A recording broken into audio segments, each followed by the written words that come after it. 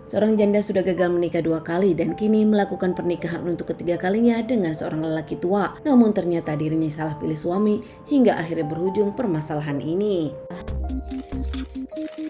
Kasus kisah nyata yang aku ceritakan kali ini terjadi di Pontianak Timur, Kalimantan Barat. Seorang istri kedua ditemukan sudah tak bernyawa usai sempat dicari keluarganya.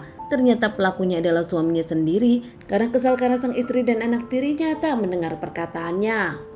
Seorang wanita bernama Sumiati Sibarani, biasa dipanggil Umi, berusia 39 tahun. Umi sendiri punya toko sembako bernama Toko Umi Jaya. Di tempat itu Umi sendiri dikenal punya banyak pelanggan. Umi juga tinggal di rumah tersebut, rumah yang digunakan untuk tempat dirinya tinggal dan juga toko sembako. Tinggal tak sendiri, Umi hanya berdua dengan Gebi, sang anak yang sudah berusia 19 tahun. Gebi sendiri anak Umi dari pernikahan pertamanya. Di usia 30 tahun Umi sudah gagal 2 kali bercerai. Umi sendiri pernah menikah dengan ayah Gebi namun bercerai hingga akhirnya Umi menikah lagi dengan seseorang yang dikenalnya lewat sosial media, namun tak lama Umi pun bercerai. Punya usaha sendiri dari dirinya remaja, Umi dikenal sebagai wanita yang pekerja keras. Di lingkungannya dikenal Umi sebagai wanita yang baik, ramah meskipun tak banyak berkumpul dengan para tetangga. Namun setiap ada tetangga yang berbelanja, Umi pun ngobrol dengan tetangga tersebut.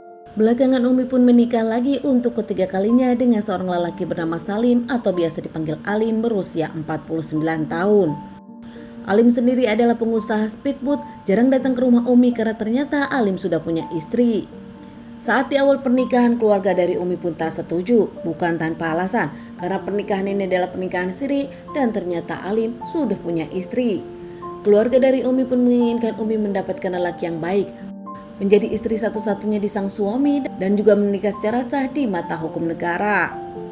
Namun nampaknya Umi tak peduli dan tak mendengar perkataan orang tuanya. Umi tetap dengan cintanya dan keinginannya berumah tangga dengan Alim meskipun di pernikahan siri.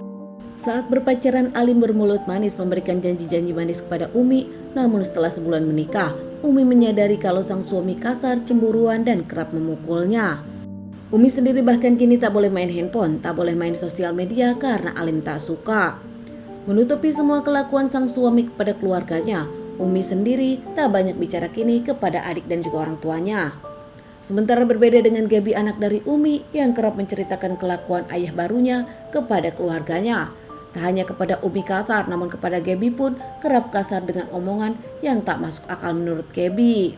Di tanggal 23 September 2020, keluarga Umi datang ke rumah Umi mencari keberadaan Umi dan Gebi. Sudah 3 hari Gebi tak menjawab telepon dari sang nenek, bahkan WhatsApp pun tak dibalas Gebi. Tak seperti biasanya hingga akhirnya keluarga Umi pun mendatangi rumah ruko yang biasa ditinggali Umi. Namun rumah tersebut gelap dan sepi. Keluarga bahkan saat itu mengintip, melihat ada motor Umi di dalam dan merasa aneh. Umi pergi tanpa membawa motor dan tak mengabari keluarga.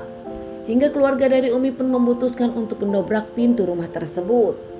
Saat pintu terbuka nampak kaget melihat Umi sudah terbaring, sudah banyak mengeluarkan cairan merah. Keluarga pun langsung mencari Gebi dan langsung menemukan Gebi di kamarnya sudah dalam kondisi seperti Umi. Kondisi Gebi pun sudah tak bernyawa dengan penuh cairan merah. Keluarga dari Umi pun panik meminta tolong para tetangga dan melaporkan kejadian ini kepada pihak kepolisian. Pihak kepolisian datang usai mendapatkan laporan, membawa kedua korban ke rumah sakit untuk dilakukan otopsi dan menyelidiki kasus ini. Bahkan pihak kepolisian pun menginterogasi keluarga dan para tetangga Umi. Umi dengan Gebi ditemukan sudah tak bernyawa di rumahnya. Mereka baru 6 tahun tinggal di rumah tersebut. Meski tak bergaul dengan para tetangga, namun karena pemilik warung, para tetangga tahu kepada Gebi dan juga Umi. Dikenal baik dan tak punya musuh, para tetangga pun kaget ada permasalahan ini di lingkungannya.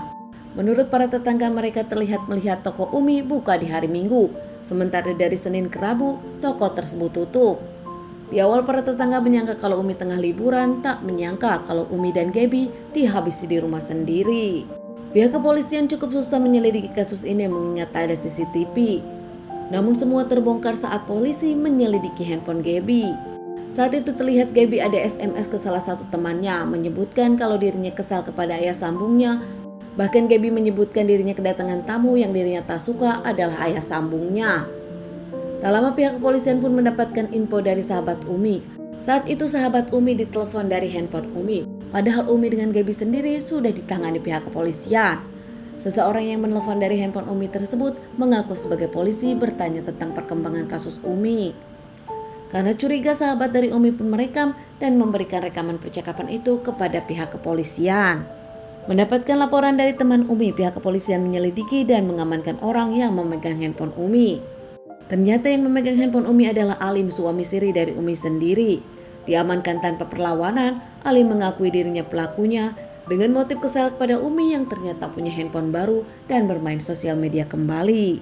Alim menuduh kalau Umi adalah laki lain, namun Umi membantahnya hingga keduanya cekcok. Sudah terlanjur kesal dan marah kepada Umi, hingga akhirnya Alim pun membawa senjata tajam dan melakukan penikaman, bahkan memukul Umi beberapa kali. Saat itu pun Alim membuat Umi tak bernyawa. Tak lama Alim pun ke kamar Gebi, melakukan hal yang sama kepada Gebi hingga membuat Gebi tak bernyawa dan mengeluarkan cairan merah. Alim saat itu kabur meninggalkan rumah Umi berharap tak ditemukan, namun ternyata pihak kepolisian lebih pintar mengamankan Alim. Saat diamankan, Alim sendiri sempat melakukan pencobaan bundir, namun Alim terselamatkan dan kini menjalani beberapa kali persidangan. Alim terancam hukuman seumur hidup hingga hukmat. Pihak dari keluarga Umi pun mengungkapkan tak akan memaafkan Alim, mengingat ada dua korban yang sangat dicintai dan berpulang untuk selamanya.